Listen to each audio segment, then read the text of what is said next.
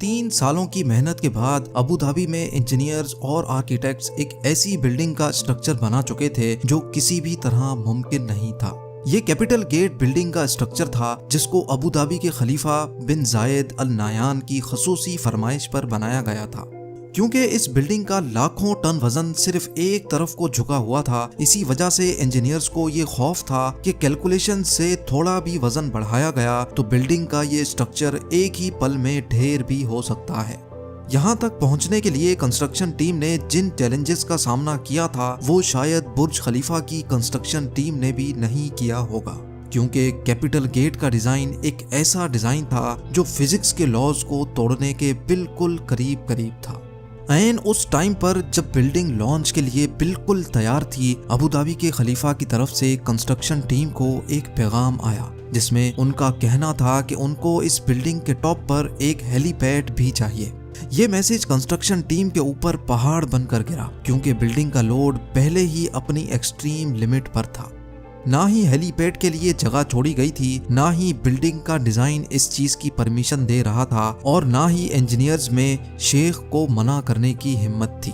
तो अब सिर्फ एक ही सॉल्यूशन बचा था कि किसी भी सूरत में हेलीपैड को मुमकिन बनाया जाए। लेकिन मसला ये था कि आखिर कैसे। ज़ेम टीवी की वीडियोस में एक बार फिर से खुशामदीद। नाजरीन, कैपिटल गेट अबू धाबी में मौजूद दुनिया की वाहिद ऐसी बिल्डिंग है जो इतनी ऊंची तो नहीं, लेकिन इसने आर्किटेक्चर के रूल्स को बाकायदा झंझोड़ दिया था। 524 फुट ऊंची इस बिल्डिंग का आधे से ज्यादा वजन एक तरफ को झुका हुआ है, लेकिन ये किसी गलती की वजह से नहीं बल्कि यही इसका डिजाइन था। क्योंकि कैपिटल गेट का झुकाव इटली के लीनिंग टावर ऑफ पीसा से भी 5 गुना ज्यादा है, इसी वजह से इसको Guinness book of world record भी मिल चुका है। लेकिन आखिर अबू धाबी के शेख को जरूरत क्या थी इतनी खतरनाक बिल्डिंग बनाने की। असल में दुनिया भर में एक के बाद एक यूनिक स्ट्रक्चर्स बनाने की रेस चली हुई है, जिसमें जीतेगा वही जो सबसे अलग और सबसे मुश्किल तरीन स्ट्रक्चर बनाएगा। इस रेस में हिस्सा लेने के लिए और दुनिया भर से टूरिज्म अट्रैक्ट करने के लिए 2007 में अबू धाबी के खलीफा बिन जायद अल नायान भी मैदान में उतर आए। उनका टारगेट ऊंची तरीन बिल्डिंग बनाने का नहीं, बल्कि उनको एक ऐसी बिल्डिंग बनानी थी जिसका डिजाइन देखने दुनिया भर से लोग आए, जिसको बनाने में ज्यादा वक्त भी ना लगे और जो फिजिक्स के लॉज को चैलेंज भी करे। इसी मकसद को पूरा करने के लिए खलीफा ने अपने कजन शेख सुल्तान को अपॉइंट कर दिया। ये टास्क मिलते ही शेख सुल्तान ने लंदन की टॉप आर्किटेक्चर फर्म RMJM से राब्ता किया और यही इस बिल्डिंग को बनाने का सबसे पहला अमल था।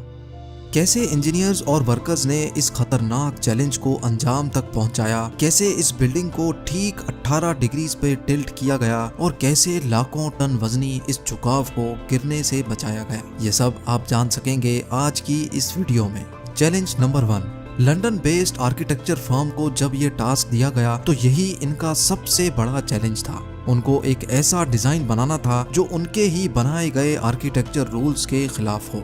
आर्किटेक्चर फर्म के कई डिजाइन्स पहले तो रिजेक्ट किए गए, लेकिन फिर इस डिजाइन को बनाने के लिए उन्होंने अबू धाबी के रेगिस्तान में मौजूद खूबसूरत रेत के टीलों और समंदरी लहरों से इंस्पायरेशन ली और अब बारी थी कुदरत के इस खूबसूरत जोड़ को शक्ल देने की। कॉन्सेप्ट आर्किटेक्ट नील वेंडरवीन ने दिन रात एक करके ऐसा डिजाइन पेश किया जिसको समंदरी लहर की शेप दी गई और जिसका बॉटम रेत के टीलों जैसा था। और तो और हर एंगल से देखने पर बिल्डिंग का व्यू बिल्कुल चेंज हो जाता है। Challenge number 2। यह डिजाइन शेख सुल्तान को पसंद तो बहुत आया, लेकिन इसमें एक मसला था। जी हाँ, कैपिटल गेट के डिजाइन को रियलिटी बनाने के लिए एक्स्ट्रा ऑर्डिनरी इंजीनियरिंग चाहिए थी, क्योंकि डिजाइन के हिसाब से बिल्डिंग का टॉप उसके बॉटम से पूरे 108 फीट हटा हुआ था और जिसकी वजह से बेइंतहा फोर्सेस पैदा होंगी जो बिल्डिंग की फाउंडेशन को जमीन से ही उखाड़ देंगी।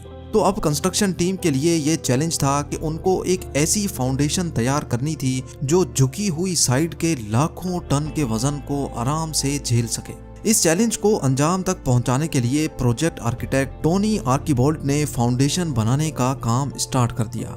कैपिटल गेट की फाउंडेशन में 400 कंक्रीट पाइल्स इस्तेमाल करने का फैसला किया गया, यानी इस बिल्डिंग का सारा लोड लोहे के मोटे मोटे पाइप्स और उनके अंदर भरे कंक्रीट पे डाला जाने वाला था। लेकिन ये कोई आम फाउंडेशन नहीं थी। जिस साइड पर बिल्डिंग झुकेगी उसके नीचे फाउंडेशन पर 200 पाइल्स लगाए गए, जबकि दूसरी साइड वाले पाइल्स की लेंथ ज्यादा रखी गई, जिनको जमीन के अंदर ही मौजूद बड़े बड़े पत्थरों में ड्रिल करके अंदर घुसाया गया। इंजीनियर्स का ख्याल था कि इस तरीके से फाउंडेशन का लोड पूरी तरह से डिस्ट्रीब्यूट हो जाएगा। ये तो था फाउंडेशन बनाने का सिर्फ plan. Challenge number 3, capital gate का डिजाइन भी तैयार था और अब इंजीनियर्स ने लीनिंग टावर का लोड डिस्ट्रीब्यूट करने के लिए एक एक्स्ट्रा ऑर्डिनरी फाउंडेशन का प्लान भी तैयार कर लिया था। अब टाइम था फाउंडेशन का काम स्टार्ट करने का। इस फाउंडेशन के लिए बहुत बड़े लेवल पे खुदाई की जरूरत थी और तकरीबन 9600 टन मिट्टी जमीन से निकालनी थी। यानी सिर्फ फाउंडेशन डालने के लिए जमीन से निकलने वाली मिट्टी का वजन ही 1600 हाथियों के वजन के बराबर होना था। इस काम को अंजाम देने के लिए 8 महीनों का वक्त रिक्वायर्ड था, लेकिन अचानक एक और मसला आ खड़ा हुआ। जी हाँ, इस मौके पर शेख सुल्तान ने इस बिल्डिंग की डेडलाइन जारी कर दी थी, क्योंकि ठीक 2 सालों के बाद अबू धाबी में फ्यूचर एनर्जी समिट होना था। इसी वजह से खलीफा चाहते थे कि इस एनर्जी समिट से पहले ही बिल्डिंग कंप्लीट हो जाए। यानी अब इंजीनियर्स के पास सिर्फ 24 महीनों का वक्त था, जिसमें उनको फाउंडेशन भी डालनी थी, बिल्डिंग भी खड़ी करनी थी और इंटीरियर का काम भी कंप्लीट करना था। ये चैलेंज मिलते ही कंस्ट्रक्शन की पूरी टीम में एक अफरा तफरी सी मच गई थी, जिसकी वजह से उनको पूरा कंस्ट्रक्शन टाइम फ्रेम ही चेंज करना पड़ा। यानी जिस फाउंडेशन पे 8 महीनों का वक्त रिक्वायर्ड था, उसको दिन रात एक करके सिर्फ 3 महीनों में ही कंप्लीट कर लिया गया, क्योंकि इसके अलावा और कोई ऑप्शन भी नहीं था। चैलेंज नंबर 4, जैसे ही फाउंडेशन पूरी तरह से सूख गई, कंस्ट्रक्शन टीम एक बार फिर से मैदान में उतर आई।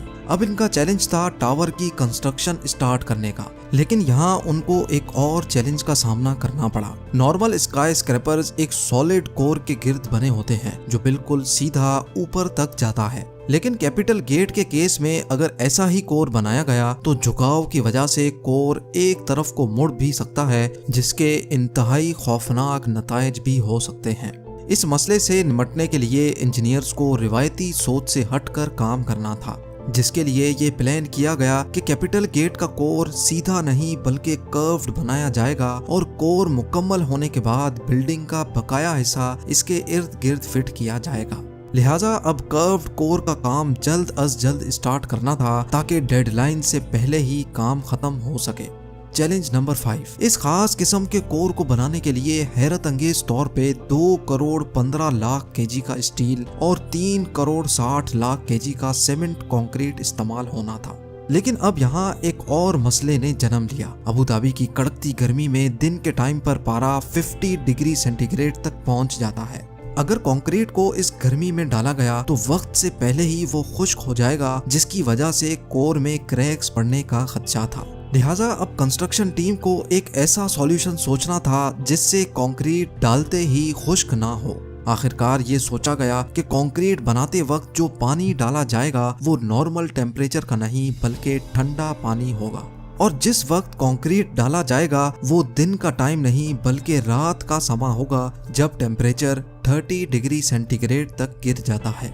ये काम अंजाम देने के लिए आइस फैक्ट्री से बर्फ मंगाई जाती, जिसको पिघलाकर ठंडे पानी के तौर पे सीमेंट और पत्थरों के साथ मिलाकर कंक्रीट मिक्सचर बनाया जाता था। तकरीबन 150 रातें यानी 5 महीने लगाकर कैपिटल गेट का कर्व कोर कंप्लीट कर लिया गया। चैलेंज नंबर 6, अबू धाबी के सेंटर में वर्ल्ड क्लास स्ट्रक्चर बनाया जा रहा था, जिसका आधे से ज्यादा काम पूरा हो चुका था, लेकिन असल चैलेंज अभी बाकी था। जी हाँ, कंस्ट्रक्शन टीम ने कोर को तो थोड़ा कर्व्ड शेप दे दिया था, मगर अब बारी थी बिल्डिंग के असली झुकाव की, जिसके लिए डायग्रेड टेक्नोलॉजी का इस्तेमाल होना था, जिसमें लोहे से बना फ्रेम छोटे छोटे हिस्सों में कोर के गिर्द लगाकर बिल्डिंग को झुकाया जाना था। टोटल 720 लोहे के बड़े बड़े फ्रेम्स बनना थे, लेकिन बिल्डिंग की शेप की वजह से हर फ्रेम को अलग से डिजाइन करना था। यानी टोटल 720 लोहे के फ्रेम्स, हर एक फ्रेम का वजन 16,000 केजी और हर एक फ्रेम की शेप एक दूसरे से अलग होगी।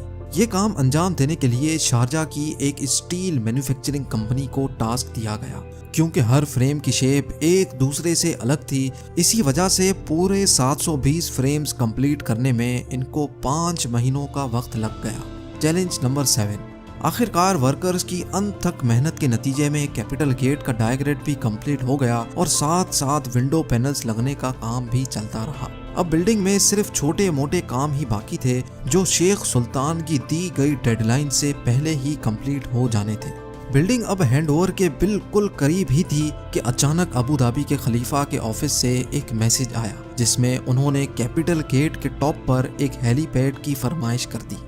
ये मैसेज कंस्ट्रक्शन टीम के ऊपर पहाड़ बनकर गिरा क्योंकि फाउंडेशन से लेकर डायग्रेड तक सब कुछ कंप्लीट हो चुका था और कैपिटल गेट का सारा लोड पहले से कैलकुलेटेड था। यानी डिजाइन बनाते वक्त हेलीपैड और हेलीकॉप्टर का वजन शामिल नहीं किया गया था। यह मसला कैपिटल गेट की कंस्ट्रक्शन के दौरान खड़ा होने वाला सबसे बड़ा मसला साबित हुआ। लिहाजा अब फिनिशिंग का काम रोककर एक बार फिर से सारी स्ट्रक्चरल कैलकुलेशंस दोबारा की गई। कैलकुलेशंस के बाद ये नतीजा निकाला गया कि स्ट्रक्चर हेलीपैड का वजन तो बर्दाश्त कर लेगा, लेकिन स्ट्रक्चर का डिजाइन कुछ ऐसा है कि तेज हवा के मौसम में हेलीकॉप्टर बिल्डिंग पर लैंडिंग के दौरान क्रैश भी कर सकता है। लेकिन अब किसी भी सूरत में ये हेलीपैड बनाना था क्योंकि अब ये शेख की फरमाइश थी। इसी मकसद के लिए लंदन में कैपिटल गेट के मॉडल को विंड टनल टेस्ट किया गया जिसमें यह बात साबित हो गई कि तेज हवा में बिल्डिंग पर हेलीकॉप्टर की लैंडिंग खतरे से खाली नहीं होगी। विंड इंजीनियर लीगटन ऑरेलियस ने यह सजेशन दी कि अगर हेलीपैड के डिजाइन में चेंजेस की जाएं और हेलीपैड की ऊंचाई को 2 मीटर कम किया जाए तो ये मसला काफी हद तक कम हो सकता है। मॉडल में हेलीपैड का डिजाइन चेंज किया गया तो हैरत अंगेज तौर पे विंड इंजीनियर की सजेशन सच साबित हुई।